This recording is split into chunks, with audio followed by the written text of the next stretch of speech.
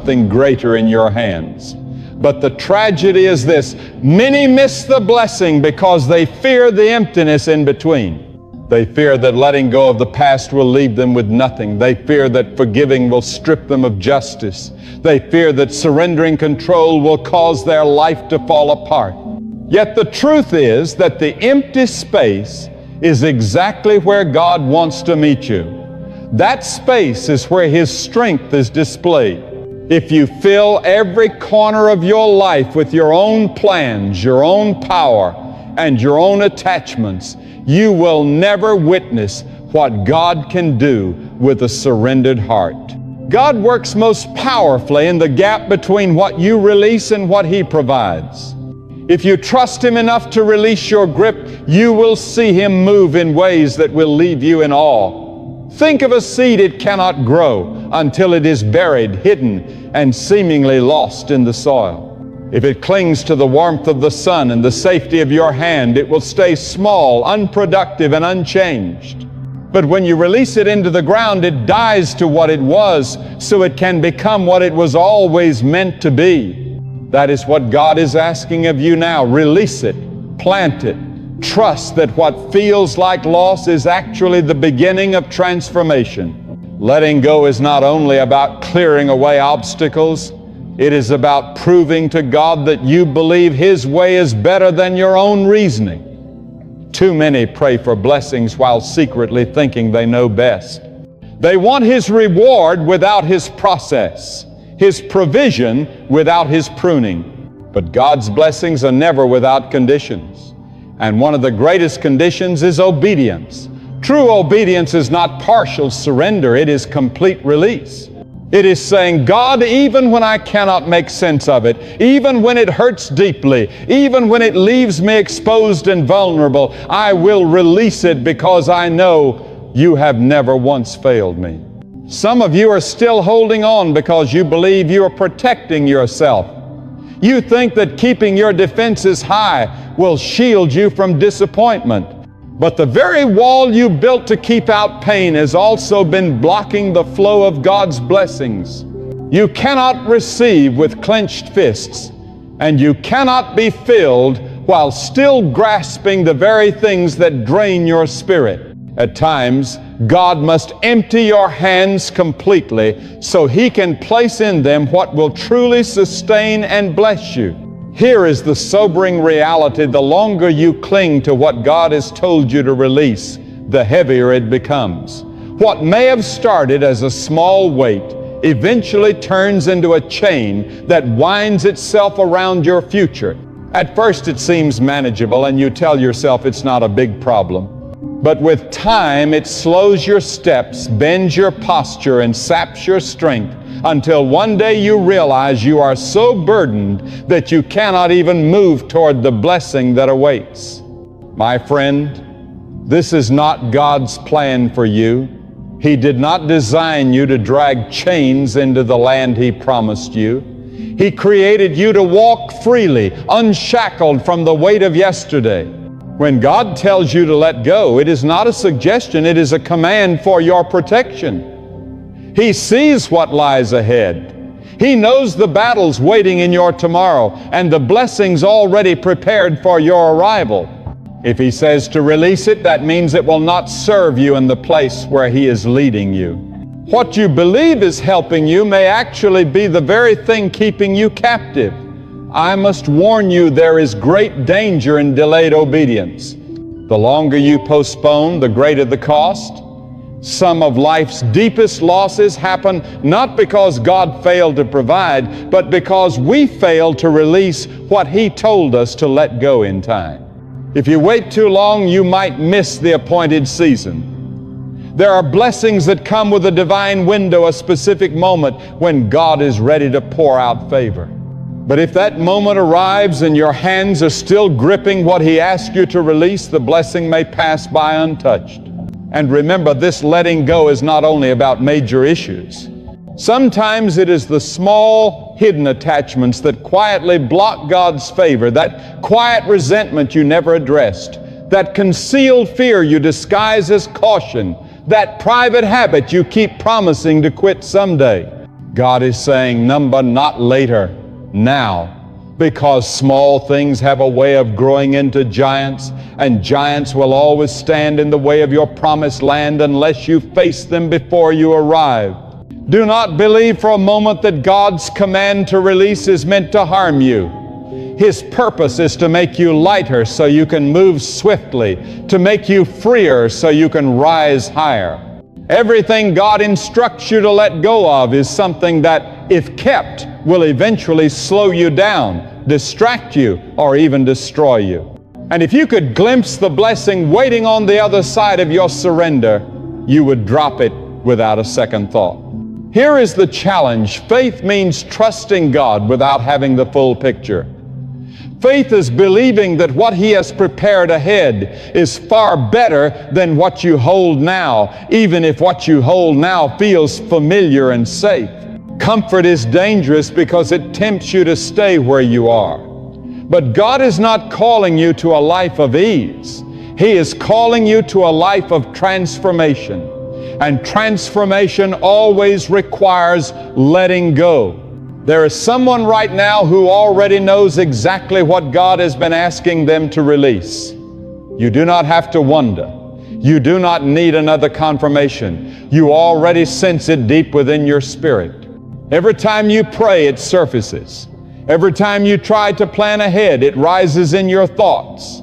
And yet you have been wrestling with God, saying in your heart, maybe later, maybe when I feel ready, maybe when I understand the reason. But my friend, delayed obedience is still disobedience. If you keep waiting for the perfect timing, you risk missing the blessing altogether. When God says, let go, He is not inviting you to negotiate. He is calling you to step into a greater season. That season is not far away. It is as near as your choice to obey. The instant you release what is in your hands, God will release what is in His. And what He holds is far greater, richer, and more powerful than anything you could ever cling to. There's a truth you must hold close to your heart today. God is not bound by your situation, your past, or your present position. He can bless you anywhere, at any time, in any season. But there is one thing that can block the flow of His blessing: your refusal to let go of what He has told you to release. God can open doors no one can close, but He will not open them if you insist on dragging through the baggage He commanded you to drop. That baggage will never fit through the narrow doorway of His purpose. The entrance to your blessing is not wide and careless. It is narrow and exact. To pass through, you must set down everything that will not serve you in the place He is leading you.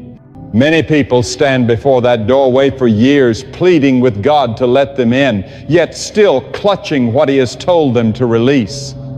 But the truth remains, you cannot enter while holding on to that resentment. You cannot step through while grasping that relationship He has asked you to surrender. You cannot step forward while clinging to the same fears, doubts, and self-made plans that have kept you bound for so long. Letting go is not the loss your mind tells you. It is. It is the clearing away of what hinders so God can establish something far greater.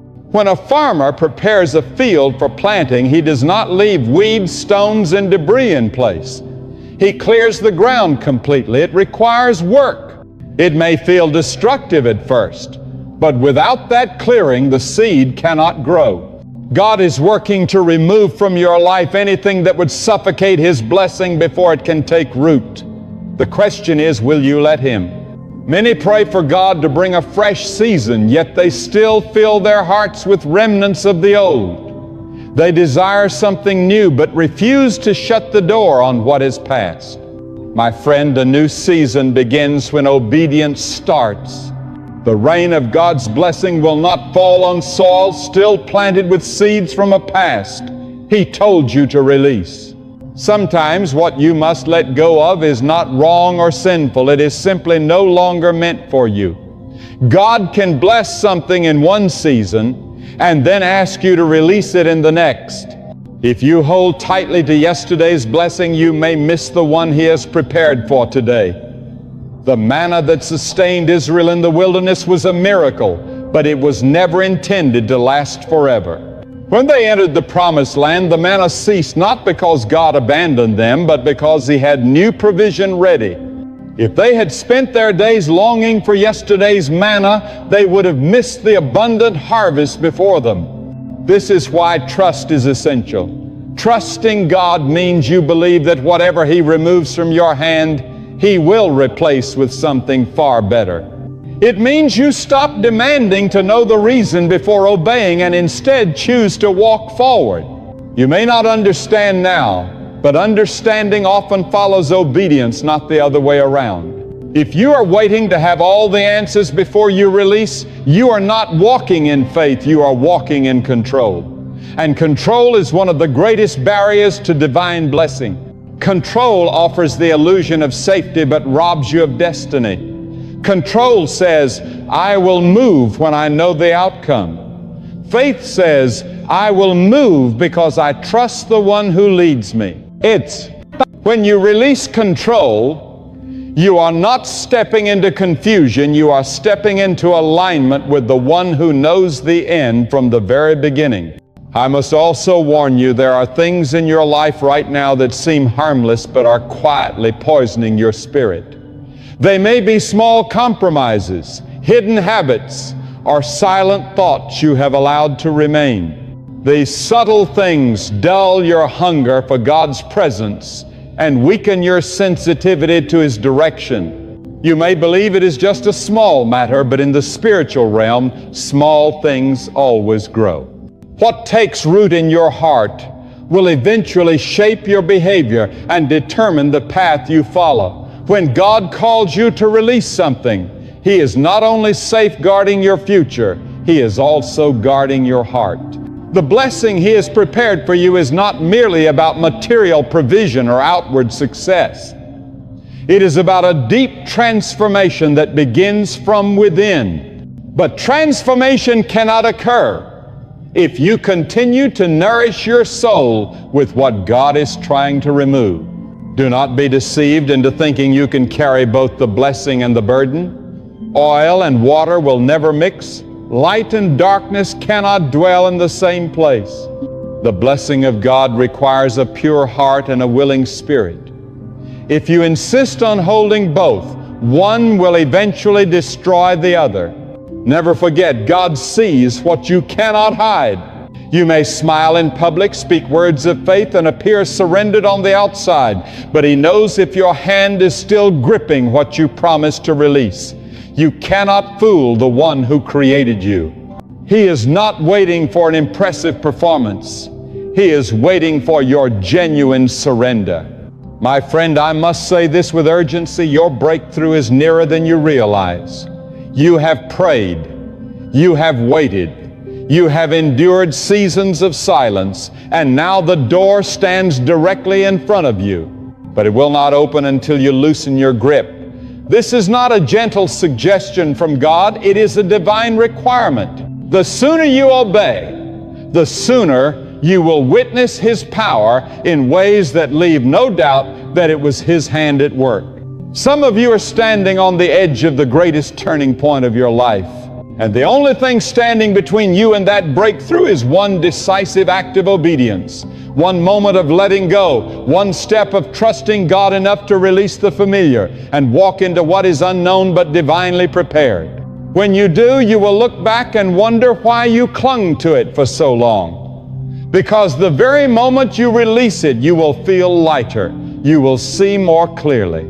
You will hear God's voice with a clarity you have not known in years.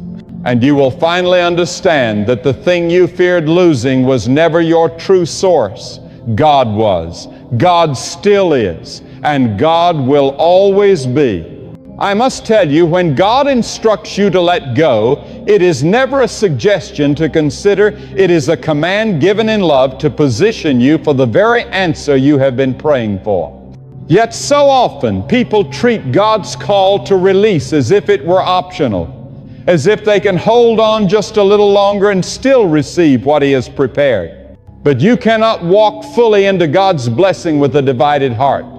You cannot serve two masters within your soul. One will always pull you away from the other. There is a sacred pattern in God's ways. Before He gives, He often takes away. Before He multiplies, He prunes. Before He lifts you up, He first humbles you. And in each of those seasons, the act of letting go is essential. Picture a tree in autumn. Its leaves do not fall because the tree is dying, but because it is preparing for a new season ahead. God is doing the same in your life right now. The shedding you are experiencing is not His punishment, it is His preparation. What you feel you are losing is actually making room for what will one day grow in its place. Yet this is where many people falter. They try to carry old leaves into a new season. They cling to what was meant to fall away naturally. They try to reattach what God has already called finished and then wonder why there is no fresh light. My friend, God is speaking to you today. Stop holding on to what I've already declared complete. Stop trying to breathe life into what I've allowed to end. Release it so I can bring forth something new. Letting go requires courage because it means stepping into the unknown. And the unknown unsettles the human heart because it cannot be predicted or controlled. But what feels uncertain to you is already perfectly known to God. What you see as instability, He sees as His flawless design. That road ahead that seems empty to you is actually a path He has already walked. Every stone, every turn, every detail has been carefully prepared for your good. Sometimes the hardest thing to release is not the pain itself, but the identity you have formed around it.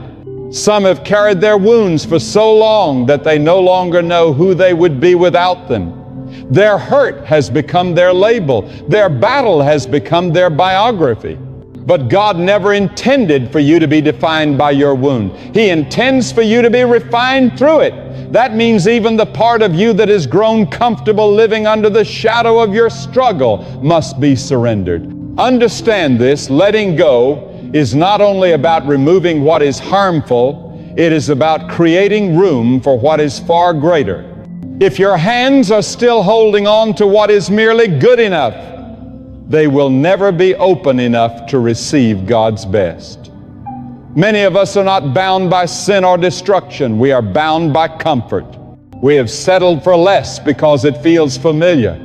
And we fear that God's greater might require more from us than we are ready to give. But I tell you, every greater blessing from God requires a deeper surrender. When He calls you to release something, He will not pry it from your hands by force.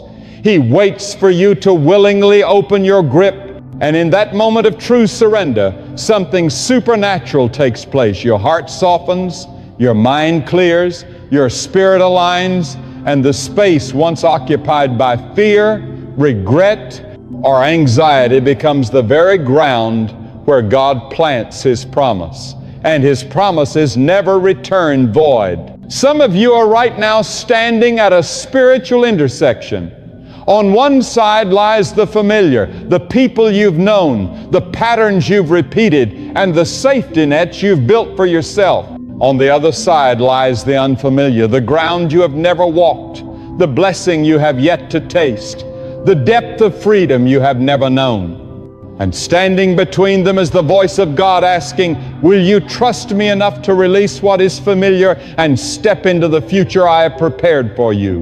Letting go is not only an expression of faith, it is a declaration of war against every lie that insists you cannot live without what you are releasing. This is the enemy's most dangerous strategy, to make you believe that the very thing holding you back is the thing keeping you whole.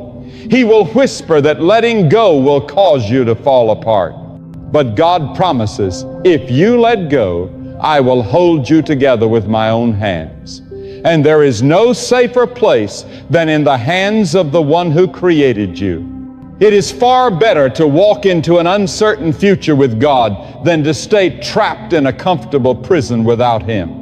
The walls you think are keeping you safe may actually be blocking the very answer to the prayers you've been praying. Some of you have been asking God to open doors, yet you remain sitting in a locked room with the key still in your hand. That key is obedience. The doorway is the act of letting go. The freedom you long for is waiting on the other side. Always remember this: when God calls you to release something, He is not taking away to diminish you. He is making room to multiply. God never leaves those who trust Him in a place of lack. Each time you surrender something for His sake, He replaces it with something far better, perhaps not instantly, perhaps not in the way you anticipated, but always in the way that perfectly fits your good. This is why you must trust His nature, even when you cannot understand His methods. You may feel unprepared. You may feel too weak. You may even think, I'm not ready yet. But readiness is not the requirement, willingness is. God Himself will provide the strength. The moment you take the step, the moment you open your hands, you will find His strength already waiting to fill them. That is when you will understand that letting go was never about losing. It was about making space for God's glory to fill your life in ways you never imagined. My friend, there comes a moment when holding on costs more than letting go. There comes a point when what you cling to is no longer a source of comfort, but a chain of bondage. The longer you grip it, the deeper it wraps itself around your life until you realize you have been dragging it through. Every prayer, every opportunity, and every blessing meant for you. That is why in His mercy, God will sometimes allow you to feel the heaviness of what you carry, not to break you, but to show you it is time to release it. When God asks you to let go of something, it is never a random request. It is intentional, purposeful, and aimed precisely at what is keeping you from the fullness He has prepared. It is because that very thing, whether it is a relationship, a habit, a way of thinking, or a hidden fear, is standing squarely in the way of the next step God intends for your life. The Lord will never compete with your idols, nor will He place His blessings beside what He has already declared unfit for your future. If you truly desire His best, you must be willing to release what is lesser. Far too often we pray for His favor without preparing ourselves for the sacrifice it demands. We long for the harvest but avoid the plowing. We crave the crown, yet resist the refining fire. But God's ways are not like ours. Before He entrusts you with more, He will test the depth of your obedience. And that test rarely comes in times of abundance. It comes in the moment of release. Will you let go when everything in you wants to cling tightly? Will you trust His design when your own plans are crumbling? Can you believe that losing this thing is not your ending, but the doorway to something infinitely greater? God's blessings are not only about adding to your life, they are about transforming you. And transformation always requires removal. Imagine a sculptor at work. The beauty of the statue emerges not by adding more clay, but by carefully removing what does not belong. Right now, God is shaping you in the same way. Every strike of the chisel, every piece that falls away, every act of surrender is forming you into the person capable of carrying the weight of His promise. If you resist His shaping, you resist the masterpiece He intends you to become. Understand this: God will never bless you in a way that competes with His voice in your life. If the thing you hold on to speaks louder than His guidance, He will withhold the blessing until the noise is silenced. Sometimes letting go is not only about releasing tangible things, it is about removing the voices, influences, and distractions that cloud your hearing of Him. This may mean stepping away from certain people, leaving certain environments, or letting go of habits that keep your spirit cluttered and your heart restless. One of the greatest deceptions of the enemy is convincing you that letting go will leave you empty. But with God, empty is never truly empty. In His hands, what appears vacant becomes filled. What seems lost becomes gain, and surrender becomes your greatest victory. He is the God who takes what is small and multiplies it beyond measure. The widow who believed she had only a small jar of oil discovered that in the hands of God, that little became more than enough. That is the same God who turns your release into abundance. Here is the truth. Letting go is not a one-time act, but a lifestyle.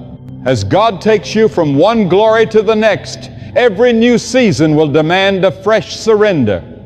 What was acceptable in the last chapter of your life may become a hindrance in the next. This is why you must remain sensitive to His whisper, ready to lay down whatever He points to without delay and without argument. Delay is dangerous. Every moment you hold on to what God has instructed you to release, you give the enemy more opportunity to use it against you. That bitterness you allow to remain will begin to take root. That fear you continue to entertain will eventually build barriers around you. That unhealthy connection you keep holding on to will drag you further away from where God intends you to be. What you choose to tolerate will, in time, begin to control you. This is why when God commands you to release something, His call is always urgent. It is His way of shielding you from a future snare you cannot yet perceive. And here's the truth. Sometimes letting go will make you appear unreasonable or even foolish in the eyes of others. People will question your decision. They will urge you to hold on, to keep trying, to give it more time. They will not grasp why you walked away from something they thought was good. But you are not here to live for their approval. You are here to walk in God's will. When the Lord says it's time, you must move whether or not anyone else supports you. Because those same people who doubt you now will one day stand amazed when they witness what God has done through your obedience. My friend, the life God is calling you to is not behind you, it lies ahead. You cannot step into it while constantly glancing backward, longing for the past. You cannot run toward your future while your feet are still tangled in the ropes of yesterday. The sooner you let go, the sooner you will be free.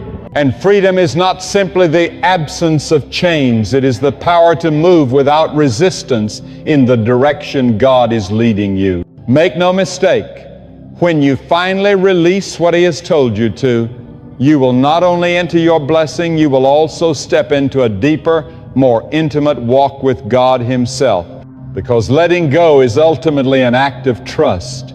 It is declaring, Lord, I trust You more than I trust my fears. I trust You more than my own understanding. I believe You are better than anything I am releasing.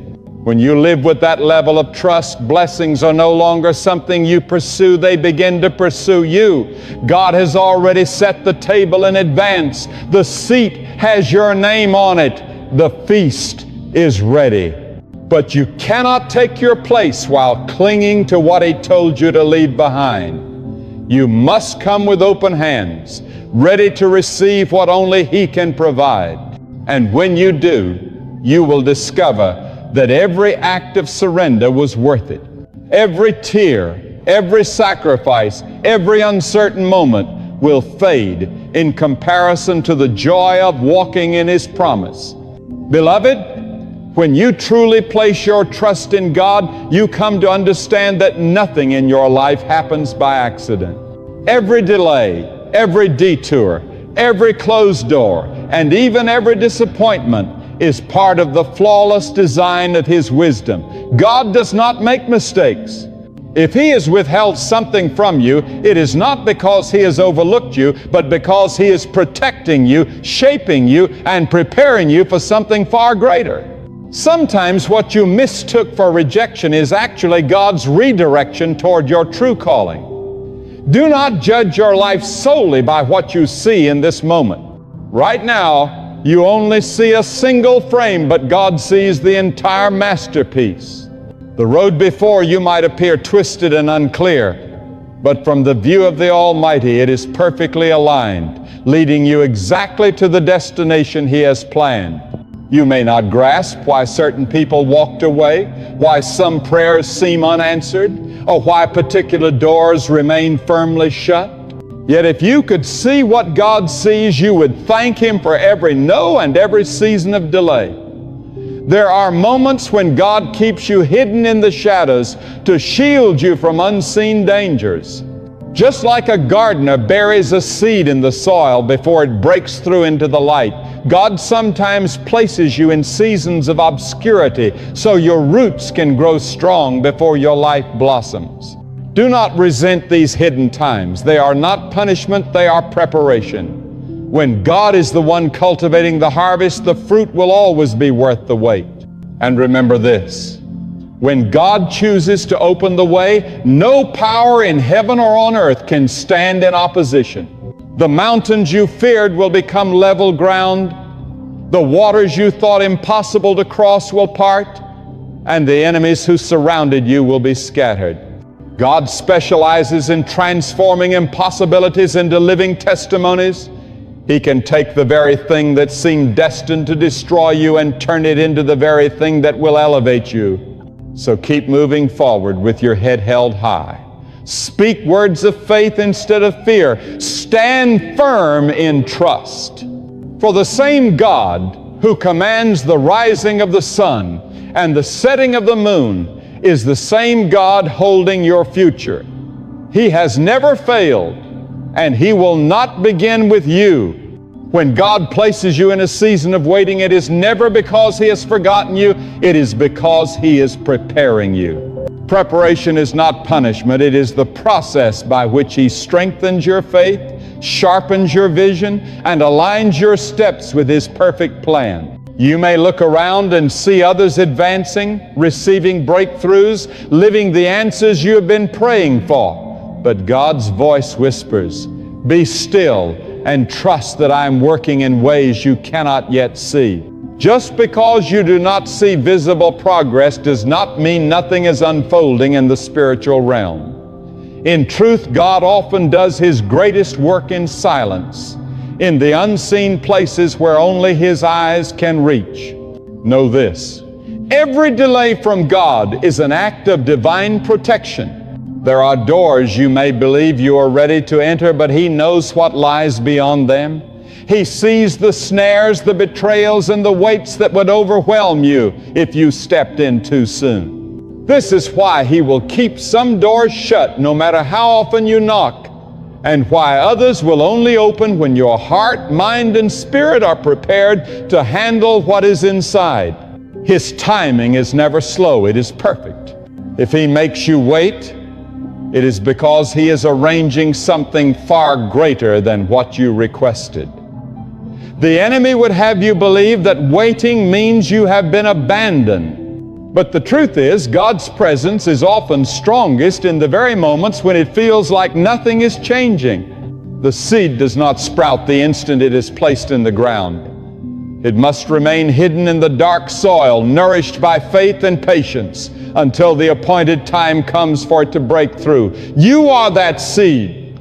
God has planted you in the soil of His divine purpose. And though it may feel as though you have been buried, you are not buried to perish, you are planted to flourish. So do not allow impatience to pull you out of God's perfect timing. Do not let frustration cause you to accept less than what He has prepared. If you rush ahead of His schedule, you will take on weights you were never meant to carry. But if you wait on Him, you will rise with a strength you did not know was within you. You will look back and see that every tear, every season of delay, and every lonely night was a necessary step toward a blessing so great you will declare, God's way was far better than mine. And grasp, my dear friend, grasp this truth. Every delay, every closed door, every moment that seems like a dead end is not proof that God has abandoned you. It is evidence that He is realigning you. When God is working in the unseen, He is not pressed by your timeline. He moves according to His flawless plan. What you interpret as silence is not His absence, it is the calm before His action. Just as a seed buried in the soil may appear lifeless, you too may feel unseen. But in that hidden place, God is strengthening your roots, shaping your heart, and preparing you for a breakthrough that will not be small, it will be extraordinary. Do not be fooled by outward appearances. The enemy will attempt to make you believe nothing is happening, but God's power is not bound by human sight. Faith is believing Him even when there is no visible sign. God does not need visible progress to accomplish His promise. When He speaks, it comes to pass. One word from Him can change the entire course of your life in an instant. This is why you must keep pressing forward, even when you cannot see the reason. The battle is not won by your own strength. The victory has already been secured in the unseen realm by the hand of God. And know this, the people who doubted you, who ridiculed your faith, who claimed your prayers were wasted, will one day see the very miracle they thought could never happen. For when God chooses to honor you, no voice, no force, no power can stand in the way.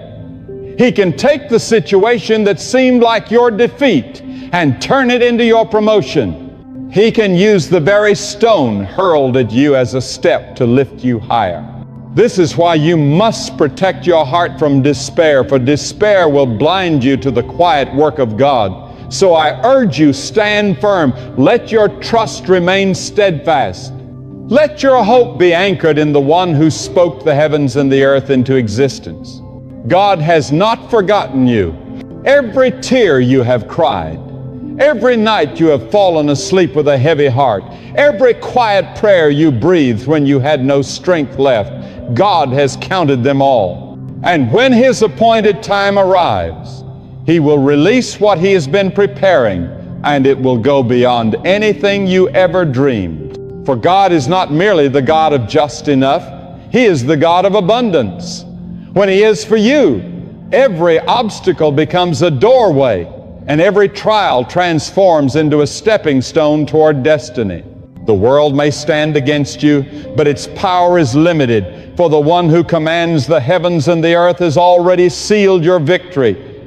Understand this, nothing in your life happens by accident. Each delay, every door that remains shut, and every unexpected detour is part of God's intentional design for your ultimate good. Though the weight of your struggles may feel unbearable, it is often in the pressing that the purest oil is released. God is shaping you, refining your character, and preparing you for a position you could never step into without first walking through this season of testing. Do not be fooled by appearances. The enemy deals in deception, but God works in truth. The storm you are enduring is not the finale, it is the announcement that your breakthrough is approaching. Even when you hear no reply, God is at work. Even when there are no visible signs, He is arranging everything. Even when your strength feels gone, His power is carrying you. This is why the wise do not waste their days in panic. They choose to wait in patience, trusting the timing of the Almighty. Never forget, God's silence does not mean His absence. The waiting place is not a place of waste. It is the workshop of destiny. Every prayer spoken, every tear shed, and every act of faith is being treasured and recorded in heaven. And when the moment God has set arrives, He will pour out blessings so overflowing that they will overshadow the pain you endured. You will stand in awe, realizing every sleepless night, every lonely step, and every season of struggle was worth it, because God was building something far greater than you imagined. So guard your heart. Refuse to let bitterness take root. Do not allow fear to govern your decisions. Do not give the voice of doubt more volume than the voice of faith within you. The same God who parted the sea for His people, who brought light into the deepest darkness, is walking right beside you now. He has not forgotten you. He has not overlooked you, and He will never fail you. Dry bones back to life is the very power at work in your life right now. But you must also be ready to take action. David did not remain sitting in the ashes of Ziklag, waiting for restoration to simply arrive. He rose and pursued what had been taken. God is preparing to open new doors for you, but it is your responsibility to walk through them. He will place opportunities before you, yet you must take hold of them. Restoration is never a passive gift. It is an active pursuit fueled by your obedience. When God commands you to move, move. When He tells you to step out in faith, take the step. When He urges you to forgive, release that forgiveness. The quicker you respond in obedience, the sooner your recovery will come. And understand, this restoration often arrives in ways you least expect. It may not come through the people you imagine. It might not flow through the channels you thought were necessary.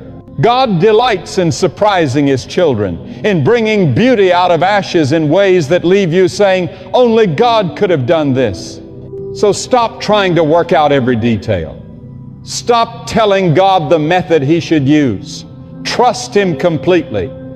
The one who created the heavens and the earth knows exactly how to restore everything you've lost. Some of you listening have lost years of your life to addiction, years in destructive relationships, years consumed by fear and insecurity.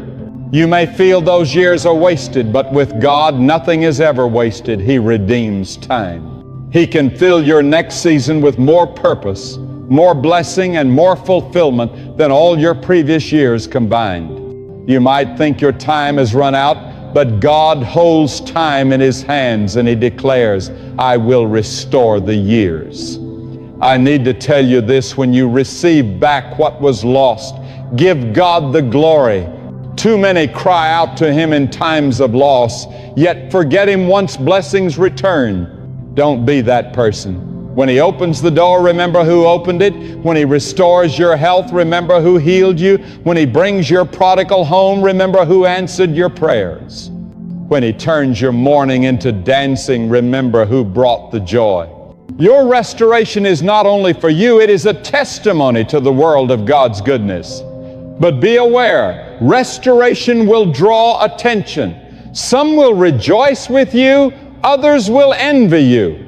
David recovered everything, yet not everyone in his camp celebrated with the right heart. Some will question how you received blessings after all you endured. Some may even try to take credit for what God has done. Let them speak. Let them speculate. Your focus must remain on the one who restored you. The opinions of man can never reduce the favor of God.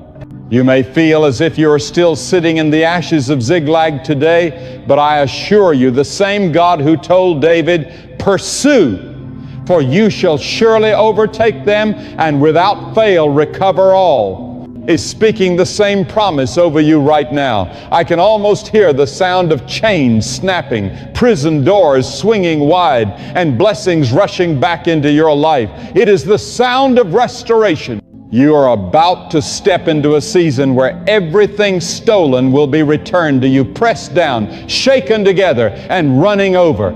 You did not walk through the fire for nothing. You did not shed those tears in vain. You did not fight those battles without purpose. God is about to make the enemy regret the day he came against you.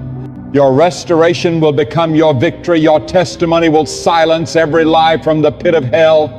And when you look back, you will see that each loss, every delay, and every setback was actually a divine setup for the glory God is about to reveal in your life. Child of God, receive this truth in your spirit. The hand of the Lord is not too short to save, nor His ear too heavy to hear your cry. When God declares restoration over you, no power of hell, no human decree, and no chain of circumstance can stop it from happening. The same God who spoke the universe into existence with a single word is speaking over you right now. He is not bargaining with the enemy for your blessing. He is commanding it. The same God who told the sea, you may come this far and no farther, is now declaring to the powers of darkness, you must release what you have stolen. And when God issues the command, the enemy has no choice but to obey. This is the moment when God will not only return what you lost, but also strengthen you to keep it. Too often we focus on the return without embracing the transformation. Restoration is not only about getting back what was taken, it is about becoming the person who can faithfully steward the blessing. God is shaping your heart so that when the breakthrough arrives, it will not crush you but crown you. He is refining your character so that what was once stolen will now be guarded by the armor of your faith and the maturity of your spirit. The enemy believed that taking from you would weaken you. He assumed that stripping you bare would leave you exposed and broken. But what he did not anticipate was that the fire you endured was purifying you. He did not expect that the wilderness you walked through was building your endurance. He did not realize that the loss you suffered would cause you to cling more tightly to the Lord. And in holding on to Him, you discovered a strength you never knew existed. The truth is, the enemy's attack has completely backfired. You are now more dangerous to the enemy than ever before because you are emerging from this trial with deeper faith, keener discernment, and a greater anointing. Let me share something the Spirit of God is impressing on my heart right now. God will not only restore, but He will do it in such a way that your latter days will make your former days seem small in comparison. This is the very promise He gave to Job after losing everything, his livestock, wealth, health, and children stripped away in a moment. His friends falsely accused him, and his wife urged him to curse God and die. Yet Job clung to his integrity and faith. In the end, Scripture declares the Lord blessed the latter part of Job's life more than the former. That is not merely poetic expression, it is a prophetic pattern. What God did for Job, He will also do for you. He shows no favoritism. The only difference between those who receive and those who miss it is their willingness to hold on in faith. Understand, this restoration is not random chance. It is the fulfillment of God's covenant. He promised His people that if they returned to Him, He would gather them from the ends of the earth and restore their fortunes. Through the prophet Joel, He declared, I will repay you for the years the locusts have eaten. He vowed to bind up the brokenhearted, proclaim liberty to the captives, and comfort all who mourn. These are not hollow words. They are divine assurances sealed by the blood of His Son. If God has spoken it, it is already settled in heaven. Someone listening right now may be thinking, it's too late for me. But the Lord is saying, I am the God of the 11th hour. I can accomplish in one day what would take man 10 years. I can take you from the prison to the palace overnight, just as I did with Joseph. Joseph was forgotten by men, but remembered by God. And when the appointed moment came, one conversation with Pharaoh transformed his entire destiny. That is what God is preparing for you, a sudden breakthrough, a divine reversal, an unexpected open door that will bring you into a season where everything stolen is returned and multiplied. But, child of God, you must align your life with His Word. Restoration is not for the half-committed. It is not for those who desire the blessing without walking in obedience. It is for those willing to pursue righteousness, turn away from compromise, and seek first the kingdom of God and His righteousness, knowing that all these things will be added to them. If you want to see God's hand restore, you must place yourself fully under His hand in surrender. You must be ready to release bitterness, let go of unforgiveness, and abandon the hidden sins that weaken your spirit. Sometimes what delays your restoration is not the enemy's opposition, but your own hesitation to obey. Let me share a prophetic truth with you. Restoration often starts with repentance. The moment you turn back to God with your whole heart, you step under the open heavens of His favor. Think about the prodigal son. His restoration didn't happen while he was feeding pigs in a faraway land. It came when he came to his senses, rose up, and returned to his father's house. And his father didn't greet him with judgment. He welcomed him with a robe, a ring, and a celebration. That is the way your God restores, not sparingly but abundantly.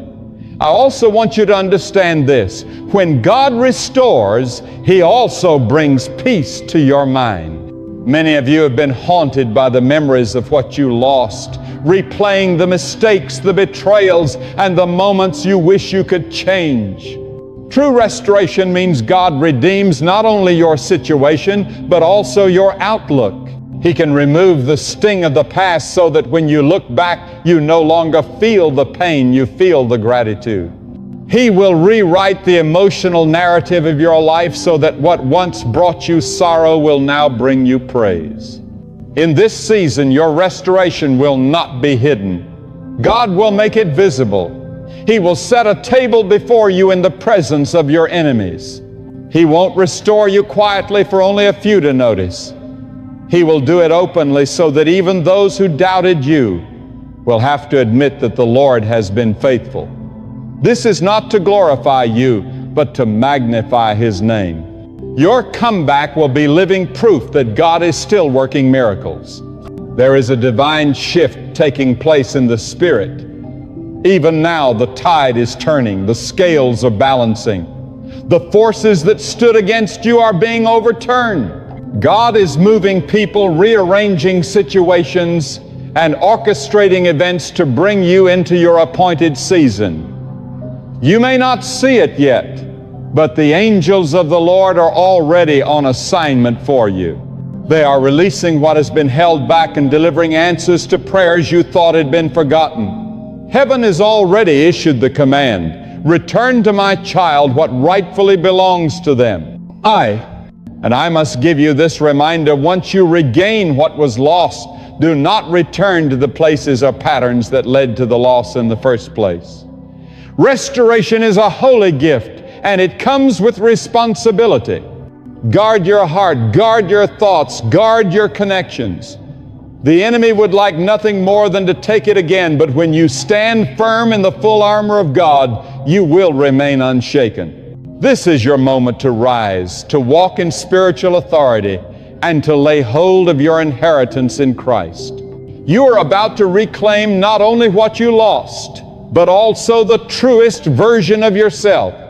The confident, faith-filled, and joy-filled person the enemy tried to bury is about to rise again. Your prayers will carry fresh power. Your praise will overflow with passion. Your steps will move with renewed purpose. And everyone who sees you will know you serve a God who restores completely. There is a holy urgency stirring in my spirit because some of you have been stuck in delay for so long that you've begun to settle into it, almost believing this is how life will always remain. But I have come to break that mindset. The God you serve does not abandon His children to endless seasons of lack. He is a God of divine timing, of sudden breakthroughs, and of miraculous turnarounds. He can compress years of waiting into a single supernatural moment. One word from His mouth can tear down the walls that have blocked you and open the floodgates of blessing. And that word has been spoken: recover all, not a portion, not fragments, but everything. Understand, this true recovery is about more than regaining what was stolen. It is about God restoring the witness of His power in your life. The enemy's ultimate goal was never your possessions, your opportunities, or even your relationships. His aim was your faith. He thought that by stripping away your joy, your resources, and your hope, you would walk away from God. But you didn't. You're still here. You're still standing. And because you remain steadfast, God is about to turn you into living proof that He is faithful until the very end. At times, the Lord will even allow something you cherish to be taken not to harm you, but to reposition you for greater. Consider how the children of Israel lost the comfort and predictable rations of Egypt.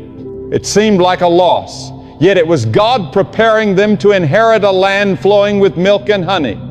They had to be freed from chains before they could step into the promise. In the same way, what you viewed as loss may have been God's way of opening your hands so He could fill them with something far greater. There is another truth you must grasp. God's restoration comes in layers.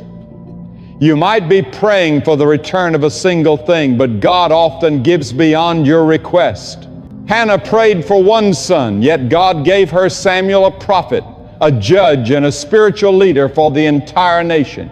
Ruth prayed simply for food to survive, yet God gave her a husband, a family, and a place in the royal lineage of the Messiah. When God restores, He does not return the bare minimum.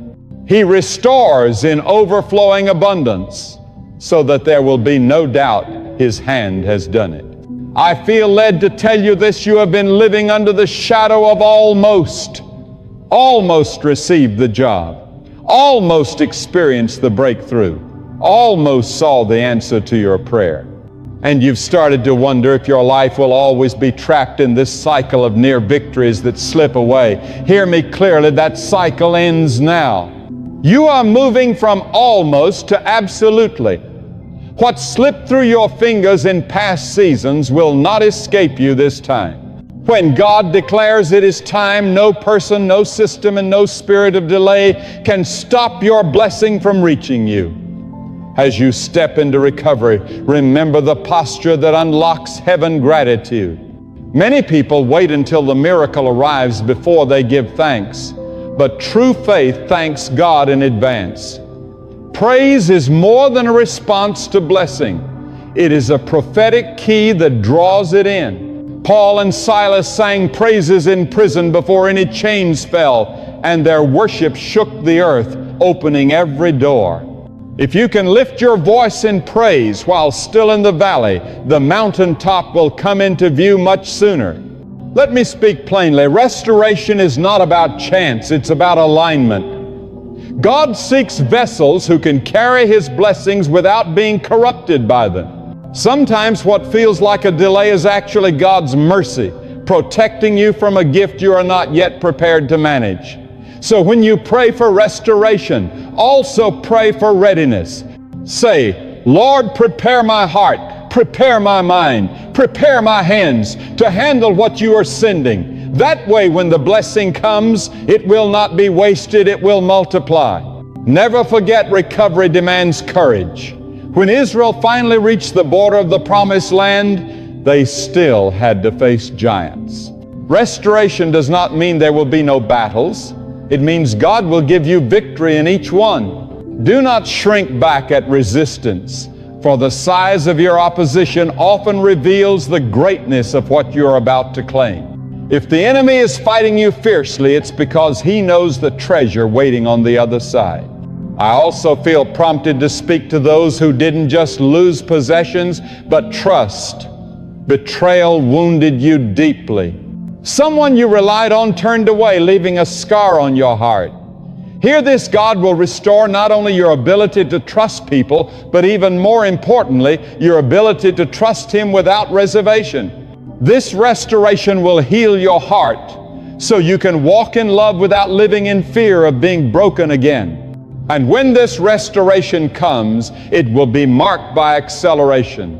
What once took years to build will now take months. What felt like a slow uphill climb will turn into a supernatural lift. God is not confined to your timeline. He redeems time itself. He will release blessings so swiftly that you will scarcely have time to take it all in. Amos 9:13 declares, "The plowman will overtake the reaper, and the treader of grapes him who sows seed." This is the essence of divine acceleration harvest, arriving so quickly that planting is still underway.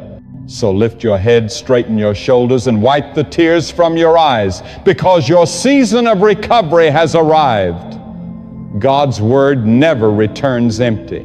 His promise will not be postponed. The same God who called Lazarus out of the tomb after 4 days, the same God who fed 5,000 with 5 loaves and 2 fish, the same God who rolled away the stone on resurrection morning is about to remove every obstacle that has blocked you from what belongs to you. You will not stumble into restoration. You will step in with confidence, with joy, and with a song the enemy cannot silence. When God declares that you will recover everything, it is not a mere suggestion. It is a royal decree from the throne room of heaven. And when heaven decrees a thing, creation itself moves to fulfill it. The winds shift, the seas part, the mountains bow, and the impossible surrenders to the name of the Lord. That is the power of His promise over your life. I feel the Spirit of the Lord pressing this truth deeply when God says, recover all. He is speaking not only of physical restoration, but also of divine vindication. The loss you suffered was more than a setback. It was a direct attack on your destiny, your purpose, and your kingdom assignment. And when God restores, He does it in a way that humiliates the enemy. The very weapon that was meant to destroy you will become the testimony that strengthens you. Some of you have endured seasons where people misjudged you, spoke lies about you, and even rejoiced when you stumbled. They assumed the story ended at your lowest point. But God, in His perfect timing, is about to lift you up in front of the same onlookers, not to glorify you, but to make it undeniable that His hand is upon your life. He will display His power openly, not to validate you in the eyes of people, but to reveal His unwavering faithfulness to all. And understand, this restoration is not only about regaining what was lost, it is about surpassing what you had before the loss. The principle of God's kingdom is that the glory of the latter will always be greater than the former. When the temple was rebuilt after its destruction, its second glory exceeded the first. Why? Because God never moves His people backward. Even in restoration, He propels you ahead. Whatever He returns to you will be greater, stronger, and more fruitful than it ever was before.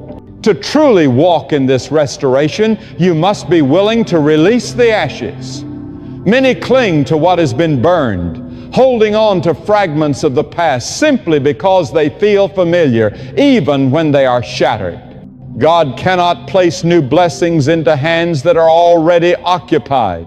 Release the bitterness, the regrets, the if only, and what if.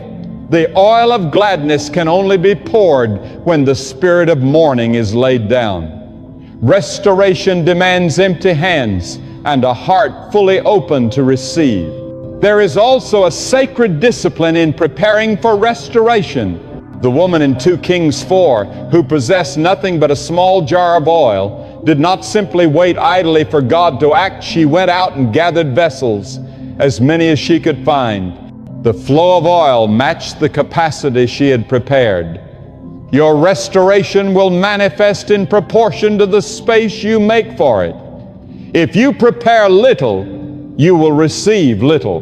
But if you expand your vision, stretch your faith, and open your life for greater capacity, the oil will continue to pour until every vessel is completely full. Understand also that restoration will at times require directly confronting the enemy.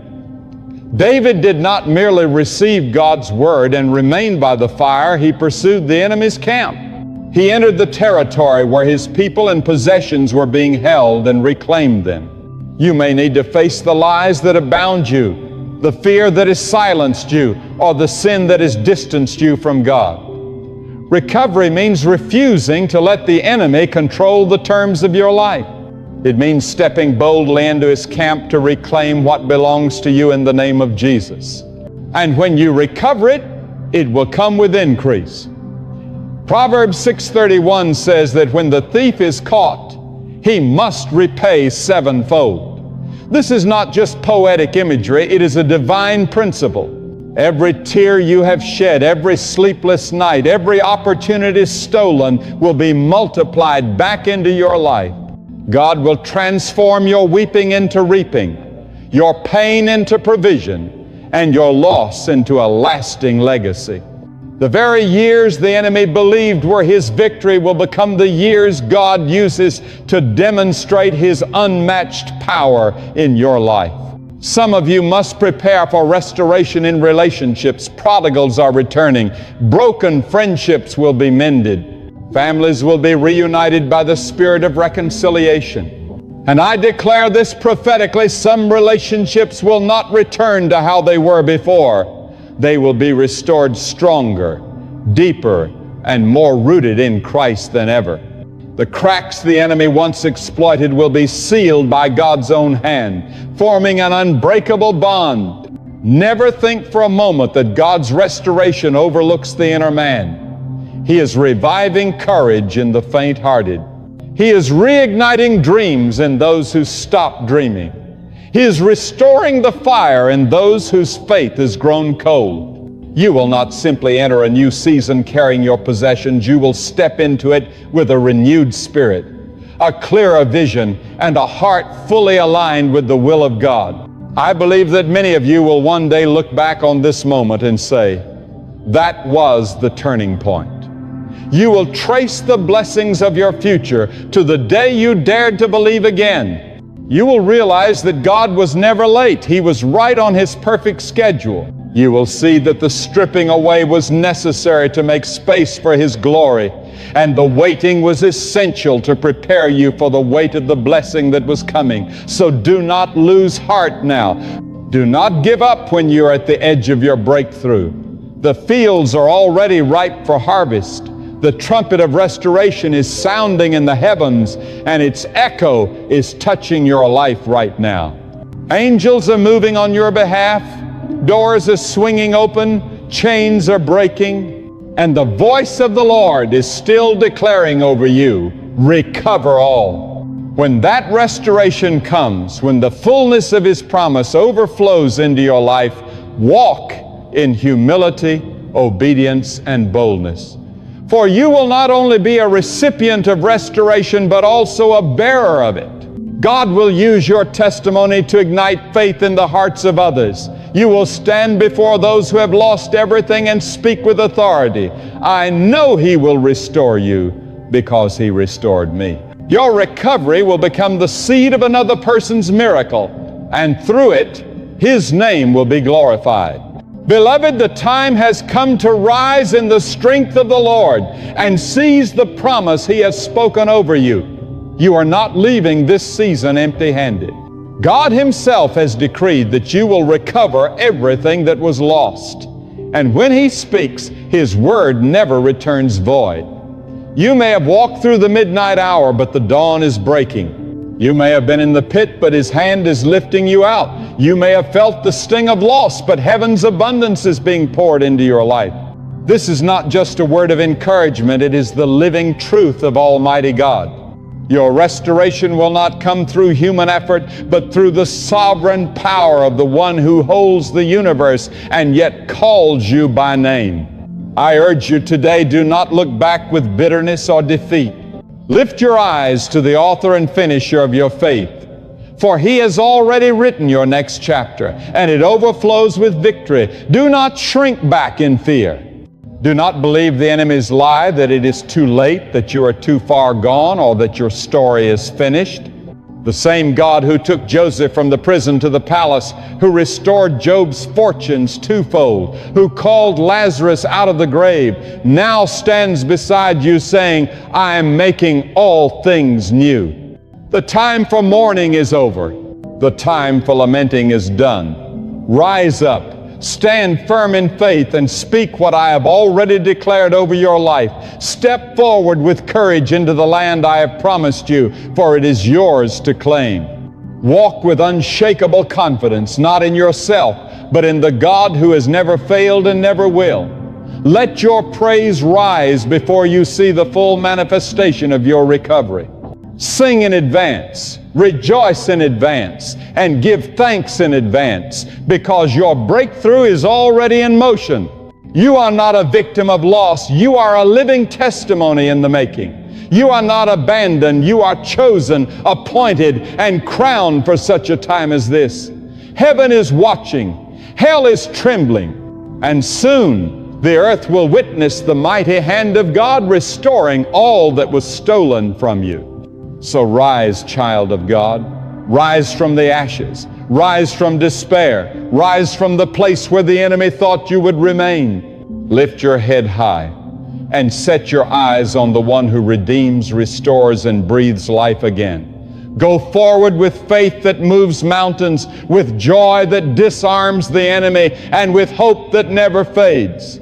Your God has spoken, and His word will stand. You are about to recover everything you lost, and when you do, give Him all the glory, all the honor, and all the praise, for He alone is worthy.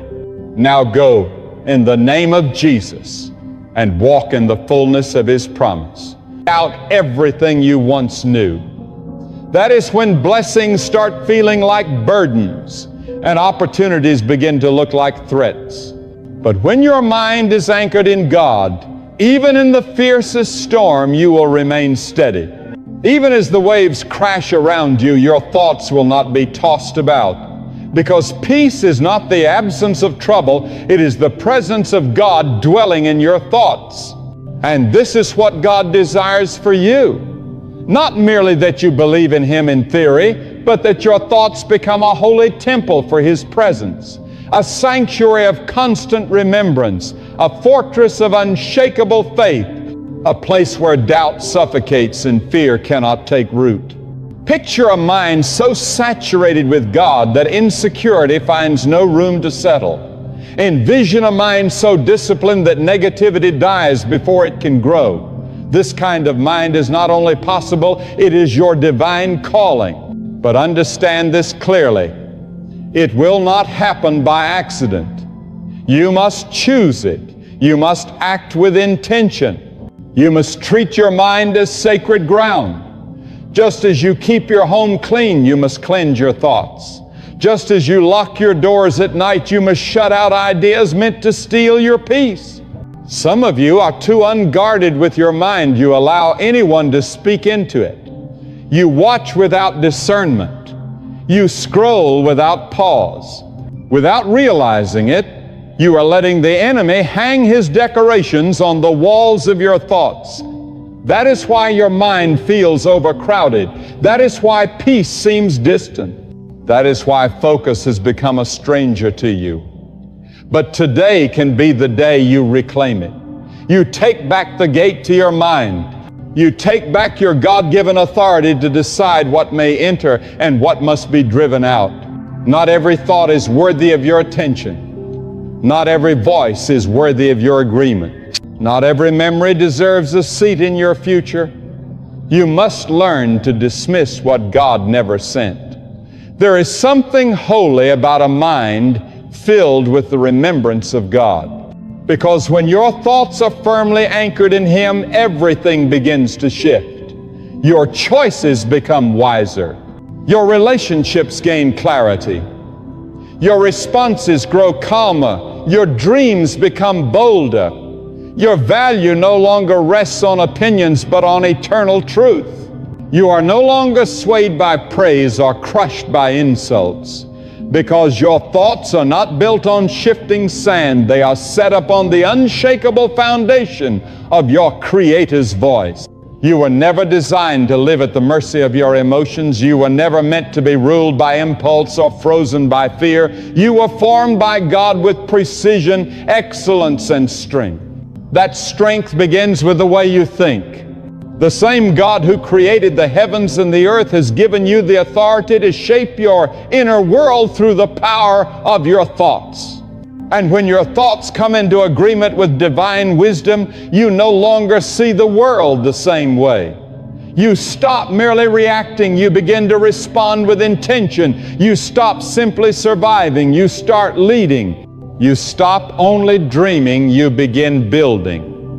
Because now you are walking with a renewed mind, a mind saturated with God's truth.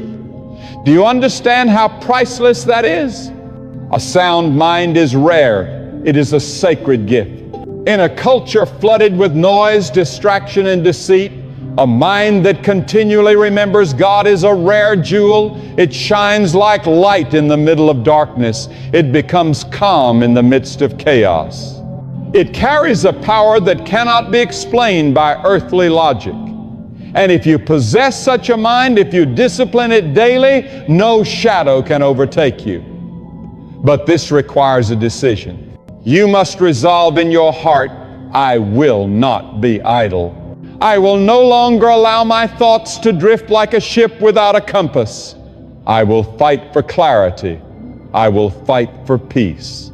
I will fight for purity in my thinking because my destiny is tied to the quality of my thoughts. And I will not let fear or the stains of the past poison my mind. I will fill my inner world with light. I will fill it with purpose. I will fill it with God. Every single day, your mind is either constructing your future or dismantling it. The greatest danger is when you are unaware of what you are allowing inside.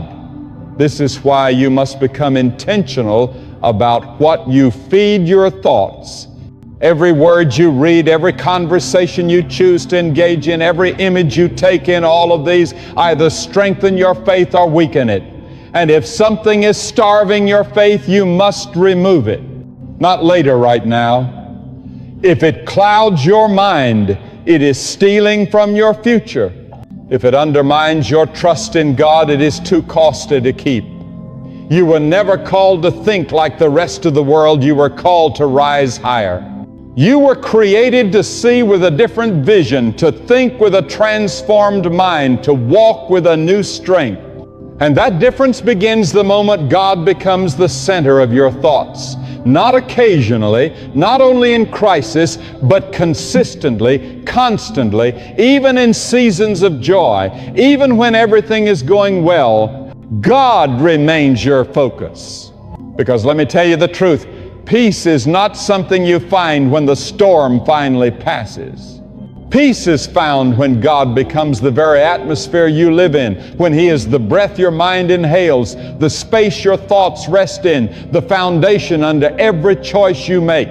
That is when peace takes the throne. That is when strength begins to overflow. That is when clarity becomes your inheritance and confusion loses its power. So I urge you with all my heart, start today. Train your thoughts. Examine what you allow into your mind. Cleanse your patterns of thinking and surrender your inner world back to the one who formed it. He knows your needs.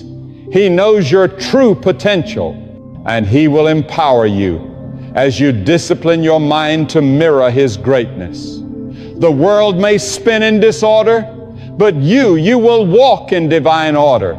The world may be overcome with panic, but your thoughts will remain anchored in strength. Others may sink into hopelessness, yet you will stand with steady confidence because you know exactly who holds your mind. And when your mind is in God's hands, there is no force in existence capable of shaking you from your divine purpose. Listen to this deeply. Not just with your ears, but with your spirit. Your thoughts are holy ground. The mind is not meant to be a playground for confusion, corruption, or compromise. It is a garden planted by God Himself, intended to produce fruit that brings honor to His name. But the question remains, who is tending that garden? Who is watering it? What seeds are being planted each day through the words you hear, the voices you welcome, and the things you silently take in? We live in an age that glorifies noise, constant stimulation, endless opinions, flashing images, and digital addictions. People scroll their days away, filling their minds with voices that care nothing for their soul. Then they wonder why their peace has disappeared. They wonder why they feel empty the moment the screen goes dark. They wonder why, after chasing so much, nothing truly satisfies. But how can peace dwell within if your thoughts are being shaped by things that do not honor God? Let me be direct. What you permit into your mind has the power to mold your destiny. A distracted mind leads to a wandering life. A polluted mind leads to a poisoned heart. You cannot keep feeding your inner world with things that weaken your spirit and still expect to walk in the strength God designed you to carry. You must be courageous enough to say, no, I will decide what enters my mind. I will guard the gates of my thoughts like a soldier protecting the palace of a king, because your mind is the royal court where decisions are made, and the king you serve deserves a pure and undefiled temple. Let me go even further. It is not only in the hard seasons that you must protect your mind. You must be just as vigilant in the calm seasons, when life feels smooth, when your prayers seem answered, and when everything appears to be going well. Those are the moments when the mind is most at risk. That is when you may be tempted to lower your guard. That is when pride sneaks in and whispers, "You accomplish this." That is when self-dependence begins to replace dependence on God. The instant your thoughts forget the true source of your strength, the decline quietly begins. The enemy does not only strike during storms, he attacks through ease, through distraction, and through comfort. He doesn't always aim to destroy you outright. Sometimes he only wants to divert you. And he does it with a single thought. One seed of laziness, one whisper of "you've done enough," one subtle suggestion of "you're not like them." Before long, your thoughts shift from gratitude to entitlement, from surrender to self-praise. And once the mind wanders, the soul soon follows. But those who walk closely with God must guard their thoughts daily, hourly, even in moments of stillness, especially in moments of stillness. Because your real life is not what you display to the world. It is what unfolds in the quiet theater of your mind when no one is there to see. The truest version of you is not in your outward image, your public reputation, or even your accomplishments. The real you is revealed in the hidden patterns of your thoughts. If God were to project every thought you have entertained this past week, would it reveal peace? Would it reveal worship? Would it show a heart that genuinely longs to please Him? Even in your private moments, it is not enough to simply say you love God. Your thoughts must love Him as well. Your inner dialogue should honor Him. Your imagination should carry purity, hope, self-control, and purpose, and these cannot be fabricated. You cannot trick your way into a sound mind. You must nurture it every single day, intentionally, prayerfully, like a flame that must never be allowed to die out.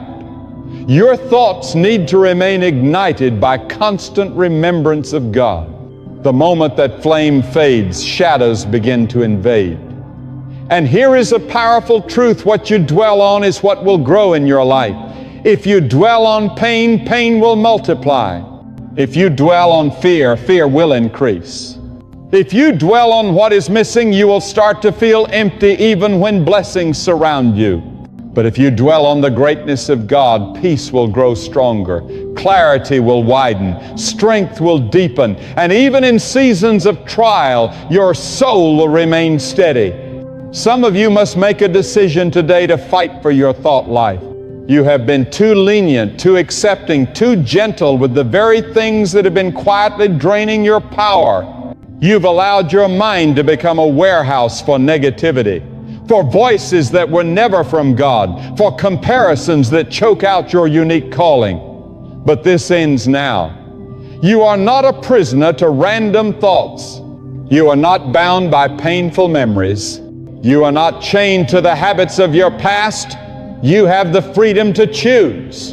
And when you choose God, you choose clarity, you choose strength, you choose self-discipline. There is great power in a disciplined mind, not one that tries to control every outcome, but one that rests in the hands of the one who rules over all things.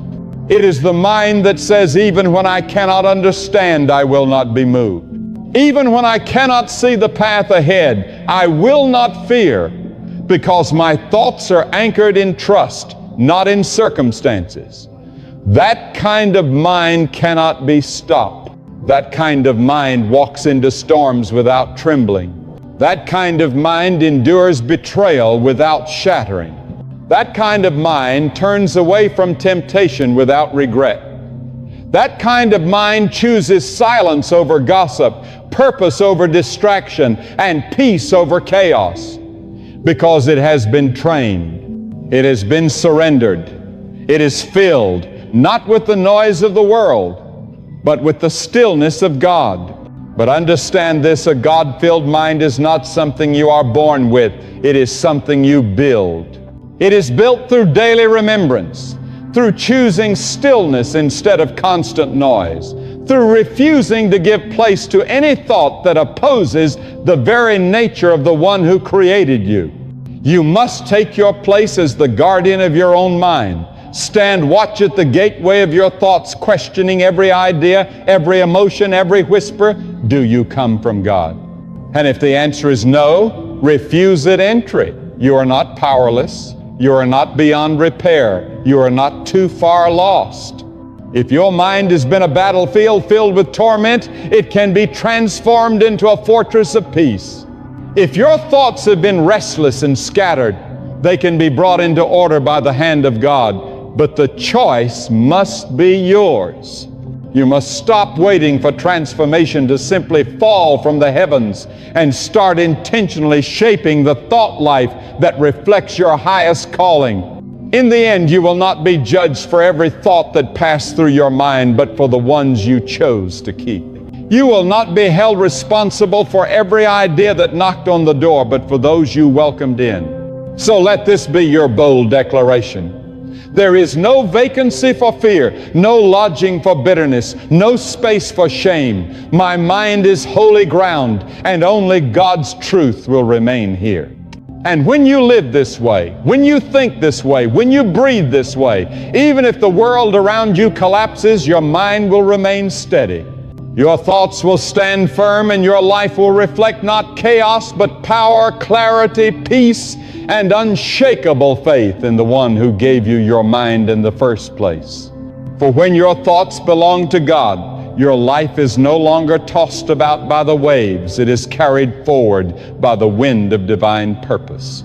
There comes a moment in every life when we must face the hidden thoughts that have quietly shaped every choice, every reaction, every belief. It is not the storms outside of you that define you. It is the storms inside. The thunder may crash and the winds may roar, but it is the tempest within your mind that determines whether you stand firm or collapse. That storm, unseen yet powerful, must come under the authority of God. Let me speak to your spirit now, not with soft words, but with fire. You were not designed to be ruled by your emotions, enslaved by fear, or deceived by the whispers of doubt. You were made to think with intention. You were made to reason with truth. You were created to imagine in righteousness. Your thoughts were never meant to drift like uncontrolled winds. They were meant to be harnessed like sails that carry you toward God's purpose for your life. And yet so many live with minds weighed down, cluttered, confused, and condemned. Thoughts that replay the same pain like a broken record. Thoughts that expect disaster instead of anticipating blessings. Thoughts that keep dragging up what God has already called you to release. Hear me, when you allow your mind to become a burial ground for old wounds, you bury your future under the weight of what no longer has a place in your life. God has not brought you this far for you to be imprisoned by thoughts you never welcomed. And even if you once entertained them, today you hold the authority to drive them out. Thoughts of jealousy, release them. Thoughts of revenge, bury them deep. Thoughts that whisper, you will never be enough, silence them with the unshakable voice of truth. God has already placed within you everything necessary for the season you are living in now. Listen closely. One of the clearest marks of true spiritual maturity is not how passionately you pray or how much scripture you can recite. It is how you govern your thoughts when no one else is there to see. That is the true measure. That is the hidden battlefield of character. Can you direct your thinking when the lights are off, when no one is clapping, when life feels senseless, when your plans crumble? For it is in those unseen moments of mental discipline that God decides who is ready to be entrusted with more. And you, yes, you are being invited into more, but more never begins in your hands. It always begins in your mind. A greater mission demands a stronger mindset. A new blessing requires a renewed way of thinking. You cannot bear the weight of a divine calling with the thought patterns of a fragile spirit. You must be renewed from the inside out. You must unlearn the lies this world has taught you about fear, failure, and worth.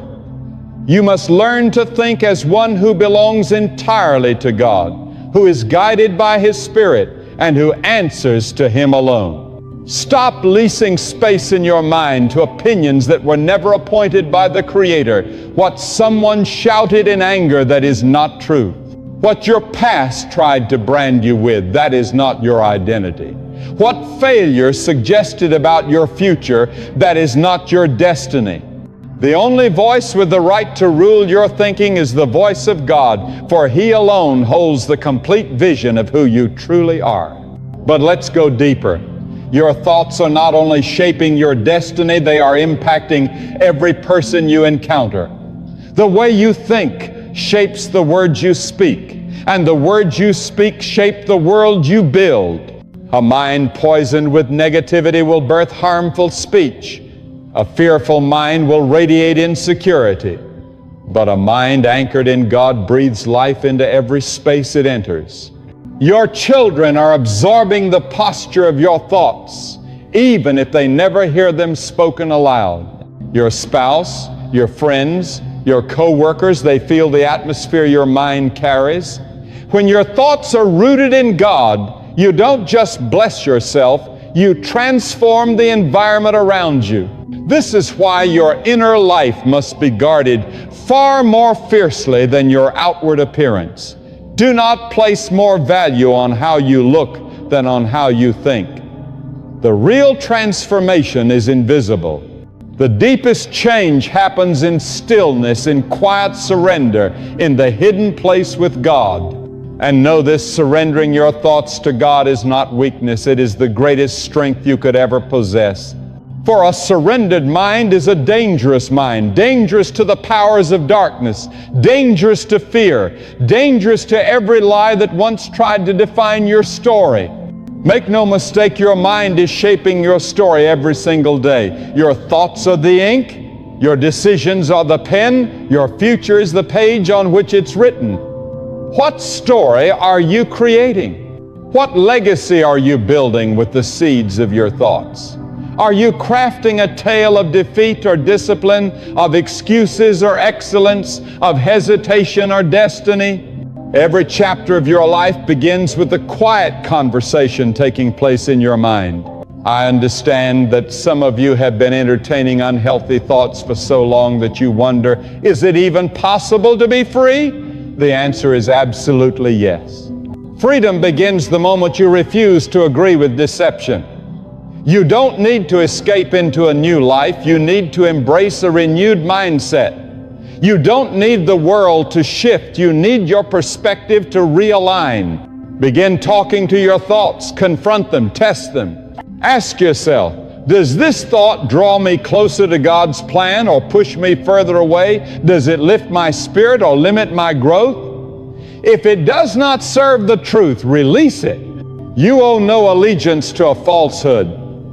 You are not bound by the beliefs of your past. You are not imprisoned by generational mindsets.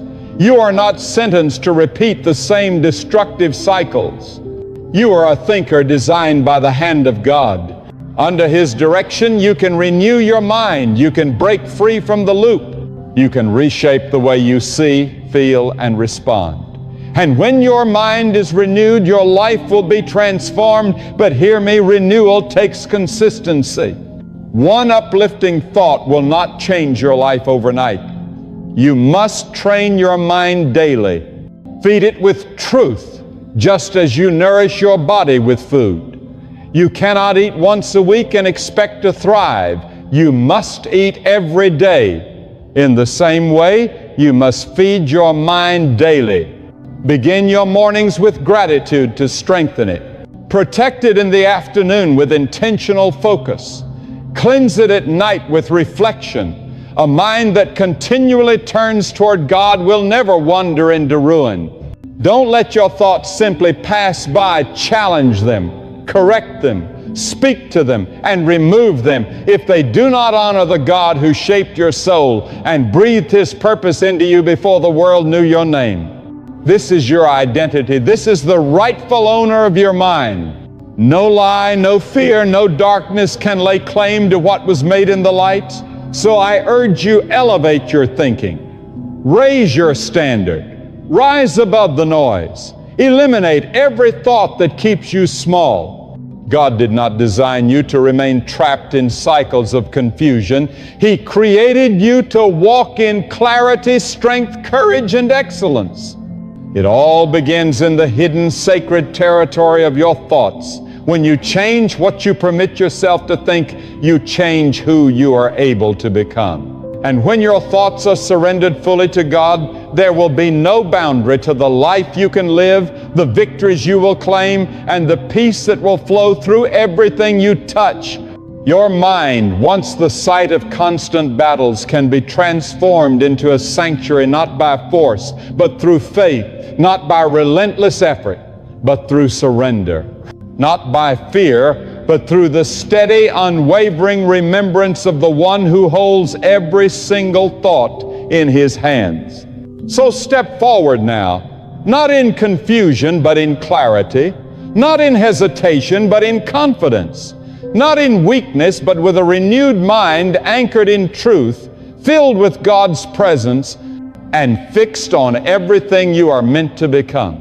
When the fire of faith ignites within you, it reaches even the hidden corners of your thinking. And hear me today, if your thoughts are not submitted to the authority of God, your life never truly will be. You can fast until your body is weary.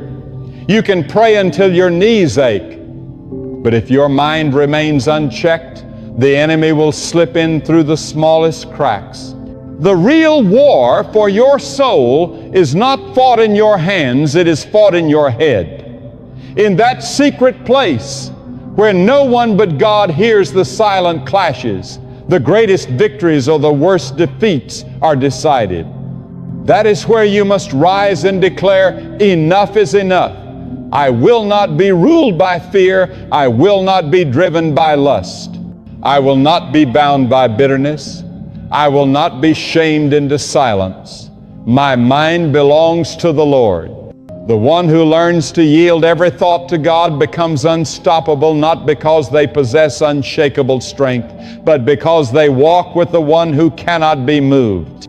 Do you understand the power of a single thought surrendered to Him? It's like placing a small seed into the soil of His perfect will. One righteous thought can blossom into a destiny. One disciplined mind can break chains that have lasted generations. One faithful decision can change the path of a family, a community, even a nation. This is why the enemy wages war against your thoughts, because he knows that if you ever master discipline in your thinking, your life will turn into a weapon of divine purpose. When your mind feels overrun with chaos, you must cry out to God with urgency, not casually, not half-heartedly, but as a warrior in the heat of battle. Rise early and speak directly to your mind. Today, I command my thoughts to align with God's will. I reject every falsehood. I silence every voice that does not come from Him. I reclaim what fear has taken. I restore what doubt has fractured. I choose to think only what God says I can think. And you hold that ground, even when temptation shouts, even when anxiety knocks at your door, even when depression tries to whisper you back into darkness. Because you are not who your thoughts tell you are who God says you are. And God never speaks in confusion. God never speaks in hopelessness. God never speaks in despair. He speaks life. He speaks peace. He speaks strength. And when His voice is heard, every other voice must bow.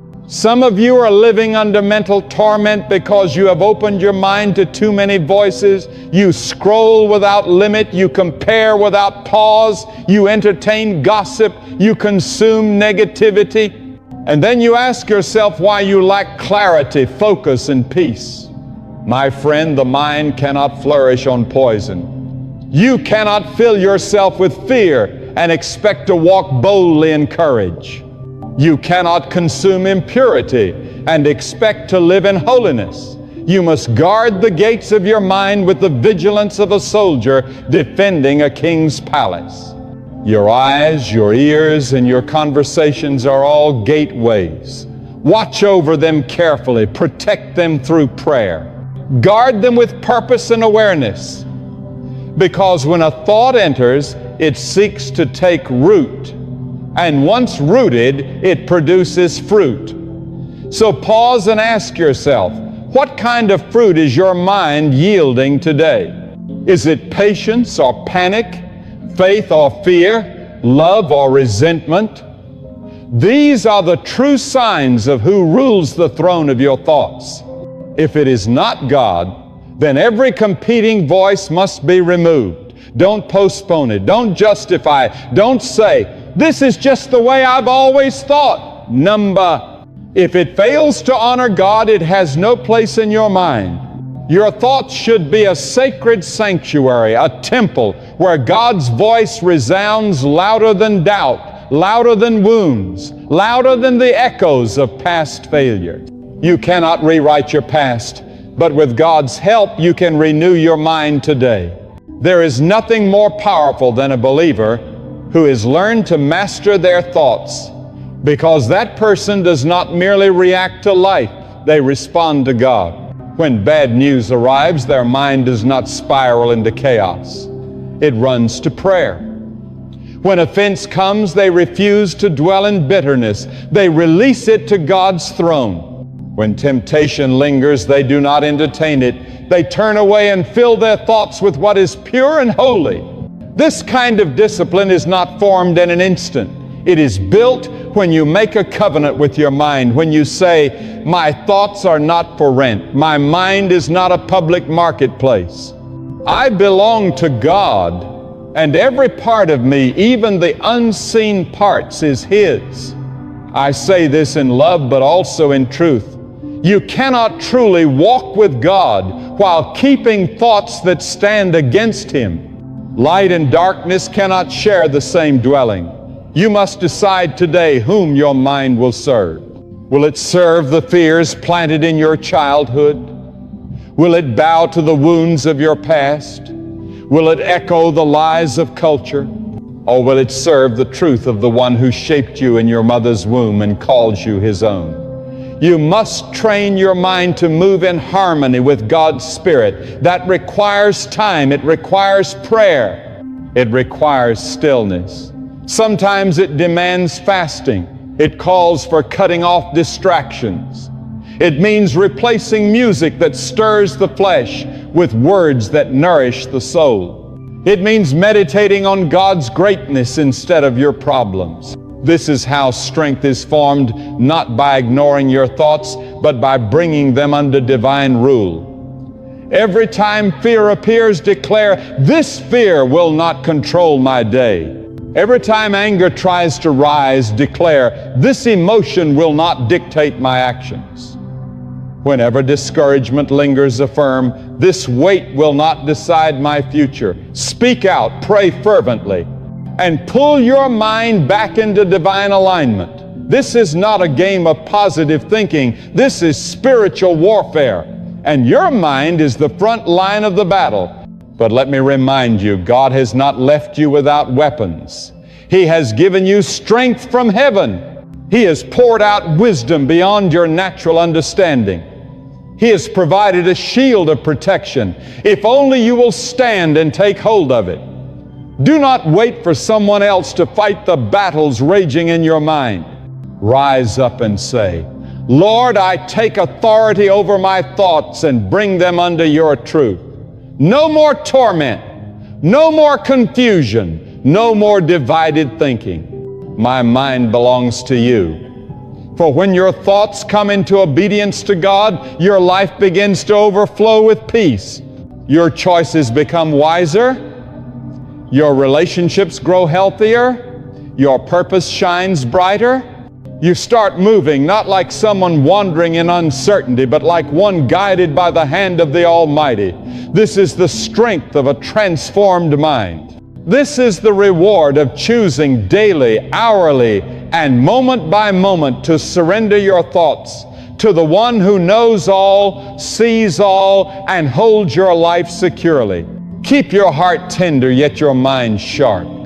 Be gentle in spirit, but unshakable in focus. Love people deeply, but never allow their opinions to drown out the voice of God in your mind. You may not control every circumstance, but by God's grace, you can control how you respond to it in your thoughts. And as your thinking changes, so will your life. Set your mind firmly on the source of your hope. Command it, as a leader commands an army, to stand in the truth. Remind your mind every day that it belongs to the one who created you. Keep God in the center, and your thoughts will begin to mirror His glory.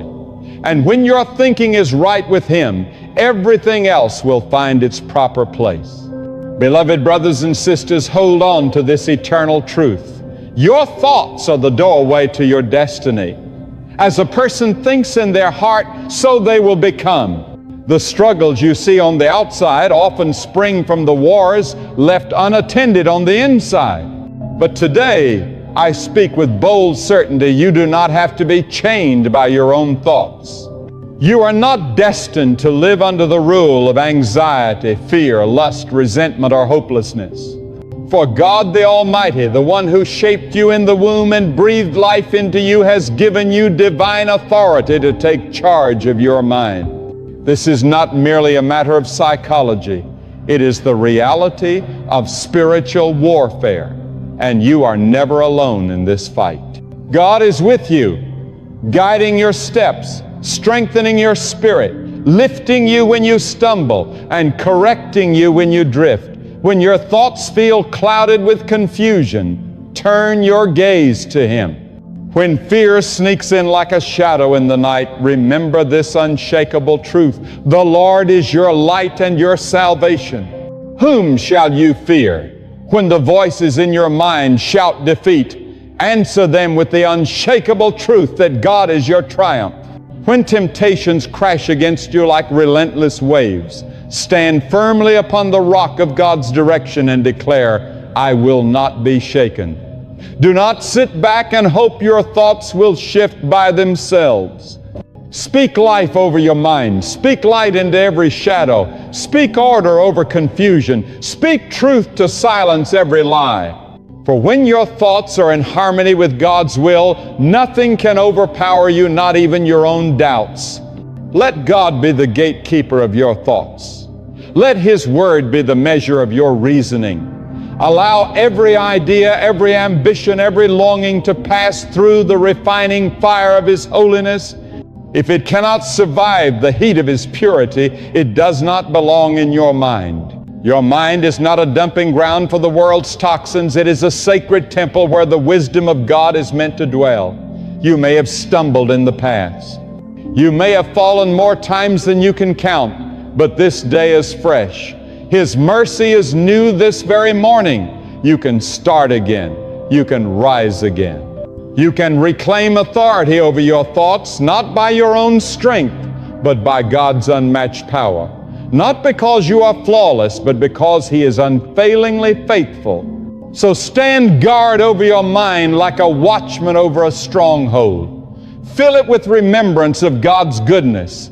Fill it with thanksgiving. Fill it with patience and discipline. And most importantly, fill it with faith, the kind of faith that moves mountains, shatters chains, and exposes every deception of the enemy. Let your thoughts become a resting place for truth. Let them become a weapon of righteousness. Let them glorify God in every way. When your thoughts are set right, your life will follow the same path. Stand your ground. Walk in the authority He has given you. And never forget, you are not defined by what you feel. You are not shaped by what you fear. You are exactly what God has declared you to be. And He called you victorious. He called you sound in mind. He called you capable of rising above every obstacle. So take hold of your thoughts. Take hold of your life and place it entirely in the hands of God.